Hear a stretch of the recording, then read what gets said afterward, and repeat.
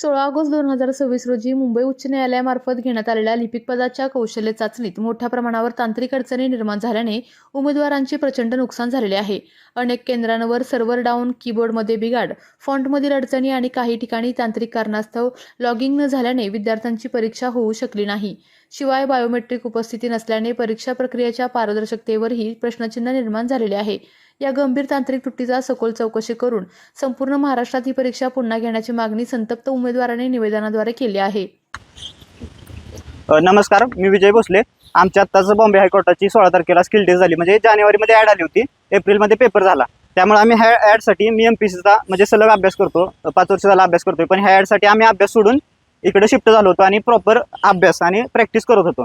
आता बॉम्बे हायकोर्टाचं नियोजन कसं असतं की बॉम्बे हायकोर्ट हे स्वायत्त असतं. इथं सरकारचा कुठलाही हस्तक्षेप नसतो किंवा पॉलिटिकल कुठलाही हस्तक्षेप नसतो. स्वतःचं ते बॉडी कंडक्ट करतात, स्वतः भरती करतात किंवा त्यांचं सगळं हे स्वतः करतात. पण ह्या भरती प्रोसेसमध्ये एकदम कुठली पारदर्शकता नव्हती इन सेन्स की MPSC किंवा SSCच्या परीक्षेमध्ये जसं आत गेल्यानंतर तुमचं हॉल तिकीट बघितलं जातं, ओरिजिनल आयडेंटिटी बघितलं जातं, आयरिस स्कॅन केले जातात किंवा थंब घेतलं जातं, तसा कुठल्याही प्रकारचं इथं केलं नव्हतं. म्हणजे अशी इव्हन काय मुलं होती की ज्यांनी खिशात हॉल तिकीट आणि आयडेंटिटी ठेवलं होतं, ते आज जाऊन बाहेर असतो त्यांनी खिशातनं बाहेर सुद्धा काढलं नव्हतं. इतकी परिस्थिती वाईट होती. म्हणजे डमी जरी बसला तरी कळणार नाही. म्हणजे ह्या पूर्ण अन्याय झालेला आहे. म्हणजे उच्च न्यायालयाची परीक्षा आणि ह्यात अन्याय असं होणं हे याच्यापेक्षा दुर्दैव मोठं नाही. म्हणजे इव्हन आम्ही 2023 जी क्लर्कची मी एक्झाम दिली होती, त्याची माझी केस मॅटमध्ये चालू होती. आम्ही 600 विद्यार्थी होतो. त्या मॅटमध्ये आम्ही केस अपयशी ठरलो म्हणून आम्ही सुप्रीम कोर्टात माफ करा, आमच्या हायकोर्टात आता केस चालू आहे. म्हणजे हायकोर्टात आमची सरकार विरोधात MPSC विरोधात केस चालू आहे आणि हायकोर्टाच्या एक्झाममध्ये असं व्हावं ह्याच्यापेक्षा मोठं दुर्दैव असू शकत नाही असं मला वाटतं. त्यामुळे ही री एक्झाम झालीच पाहिजे. त्यामुळे असं सगळ्यांसाठीच हे फायदेशीर आहे. धन्यवाद. मी पुण्याला होते एक्झामसाठी आणि MA रंगूनवाला इन्स्टिट्यूटला माझी एक्झाम होती. अडीचची साधारणतः आमची बॅच होती. आम्हाला आतमध्ये घेतल्यानंतर म्हणजे आमची बैठक व्यवस्था अशी होती की आम्हाला सांगितलं की लॅब 5 मध्ये बसा. लॅब 5 मध्ये ऑलरेडी 20 जणांना तिथं झाले होते, तरी पण आम्हाला दुसऱ्या एका लॅबमध्ये ऍडजस्ट करण्याची अशी त्यांनी सुविधा ठेवली होती. तरी सुद्धा कुठले विद्यार्थी कुठेही जाऊन बसत होते. तरी पण मला त्यांनी घेतला आतमध्ये. मी बसले एका ठिकाणी. डेमो पॅस त्यांनी आम्हाला ट्रायल पॅसेज दिला. ट्रायल पॅसेजवरती मी प्रॅक्टिस करत होते.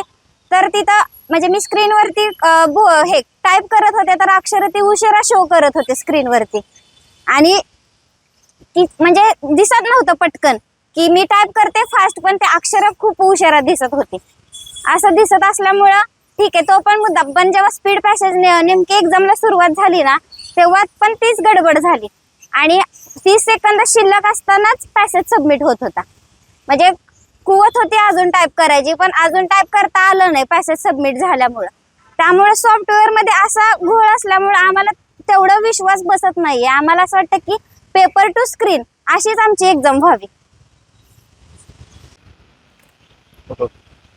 Good morning sir. मी शंभूराजे राजेश गायकवाड. आम्ही सर्व विद्यार्थ्यांनी बॉम्बे हायकोर्टाची मागच्या रविवारी झालेली कौशल्य चाचणी दिलेली होती. त्या कौशल्य चाचणीमध्ये सर्व विद्यार्थ्यांना इतक्या मोठ्या प्रमाणात त्रुटींना सामोरं जावं लागलं, त्याची कल्पना ही विद्यार्थ्यांना कधी आली नव्हती. ज्यावेळेस आम्ही परीक्षा केंद्रावरती पोहोचलो त्यावेळेस आमचं आधार कार्ड सुद्धा चेक करण्यात आलं नव्हतं. कोणी कोणत्याही सीटवर जाऊन बसू शकत होतं. त्यामुळे त्यावरती लिमिट अशी मर्यादा कुठलीही राहिली नाही की माझ्या जागेवर दुसरा कोणताही विद्यार्थी जाऊन बसू शकत होता. त्यामुळे व्हेरीफाय स्टुडंट केले नव्हते. त्यानंतर पुढचा प्रॉब्लेम आला सर, आमचे जे मॉडेल पॅसेज दिले, जे आमच्या प्रॅक्टिससाठी त्या ठिकाणी देण्यात आले होते, त्या मॉडेल प्रॅक्टिस पेपरवरची आमची टायपिंग सुद्धा झाली नव्हती. टायपिंग न झाल्या कारणानं आम्हाला पॅसेजचा अंदाज आला नाही आणि त्यासोबतच झूम आउट आणि झूम इनचा सुद्धा खूप मोठा प्रॉब्लेम झाला. ज्यावेळेस आम्ही झूम आउट किंवा झूम इन करायचा प्रयत्न करत होतो त्यावेळेस कर्सर दिसत नव्हता.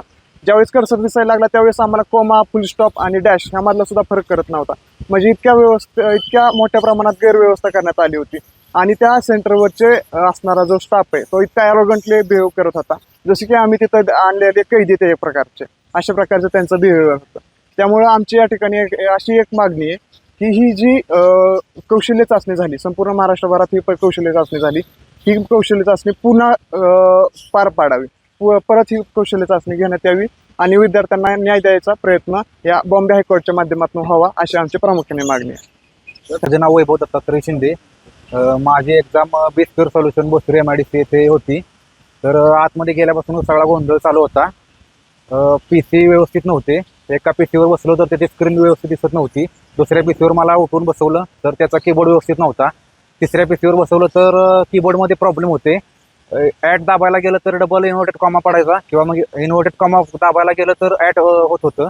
तो प्रॉब्लेम त्यांच्या लक्षात आणून दिला आणि त्यांचा गोंधळ उडाला तिथं त्या सेंटरवाल्यांचा. मग ते करत करत टाइम होत आला एक्झामचा आणि टाइम झाल्यानंतर परत त्यांची गडबड झाली की तुम्ही प्रॅक्टिस पॅसेज ऑन करा आणि प्रॅक्टिस कसं होते ते बघा. आणि मुलांना समजत नव्हतं की म्हणजे त्यांची सेटिंग चालू होती PC मध्ये त्या सेंटरवाल्यांची आणि मग ते प्रॅक्टिस पॅसेज राहूनच गेला त्यांचा. म्हणजे अर्ध्या मिनिटात 1 मिनिटाचाच पॅसेज झाला. म्हणजे टाईप करायचाच कळालं नाही. झूम इन झूम आउटच्या प्रॉब्लेममध्ये टाइम संपून गेला प्रॅक्टिस पॅसेजचा. आणि त्यांनी पटपट सांगितलं की एक्झाम स्टार्ट करा, लॉग इन करा आणि एक्झाम लगेच स्टार्ट करा. आणि एक्झाम स्टार्ट केली आणि एवढा गोंधळ झाला विद्यार्थ्यांचा की ते पॅसेज झूम होत होता आणि काय टाईप करा ते समजत नव्हतं. मग झूम कमी करायला गेलो तर तेवढा टाइम वाया गेला आणि तिथून पुढे मग टाइम कमी राहिल्यामुळे पॅसेज एकतर अवघड पडला आणि विद्यार्थ्यांचा तेवढा गोंधळ उडाला की मग परत कर्सर कुठे गायब होतोय, कुठे जे टाईप करतोय ते दिसत नव्हतं किंवा व्यवस्थित जे बरोबर चिन्ह होते टाईप केलं ते पण चुकीचं दाखवत होते. त्यामुळं असे खूप प्रॉब्लेम्स आले. स्टाफला तिथं आम्ही निदर्शनास देण्याचा प्रयत्न केला पण त्यांनी सांगितलं की ठीक आहे, हे वरूनच प्रॉब्लेम आहे, आमचा काही संबंध नाही. सेंटरवाले बोलले की ते ऍप्लिकेशनचा प्रॉब्लेम आहे, तुम्ही ऍप्लिकेशनची तक्रार करू शकता.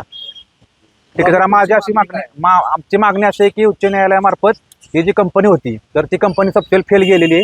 तर त्या कंपनीचं जे एक्झाम झाली ती त्यांनी व्यवस्थित फेर तपासणी करावी. विद्यार्थ्यांचे जे काय तक्रार आहेत त्यांचे व्यवस्थित अवलोकन करून री एक्झाम बाबतीत योग्य निर्णय घ्यावा आणि हायकोर्ट आणि एक्झाम स्वतः लक्ष घालून घेण्यात यावी ही विनंती.